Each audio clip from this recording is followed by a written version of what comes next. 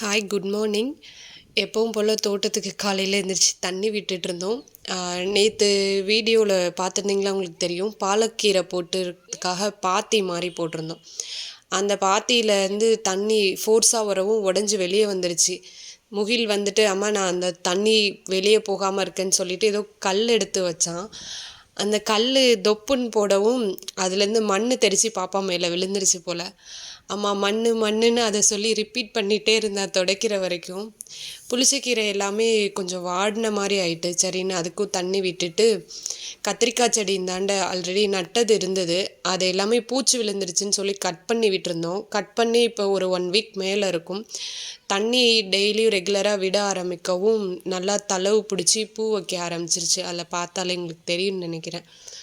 பூவெடுத்து இது வந்து 2 கத்திரிக்காய் செடி வச்சுருந்தோம். ஒன்று வந்து வைலட் கலரு, இன்னொன்று வந்து நார்மலாக எப்போவும் இருக்கிற மாதிரி அந்த வெரைட்டி ஒன்று வச்சுருந்தோம்.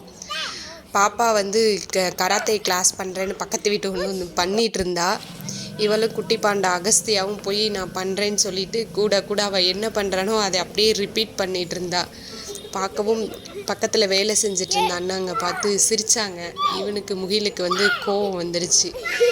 சரின்னு சொல்லிட்டு இன்றைக்கி சண்டே ஸ்பெஷல் சிக்கன் இட்லி. உங்கள் வீட்டில் எல்லாம் என்ன ஸ்பெஷல்னு சொல்லிட்டு எல்லாம் கமெண்ட்டில் சொல்லுங்கள்.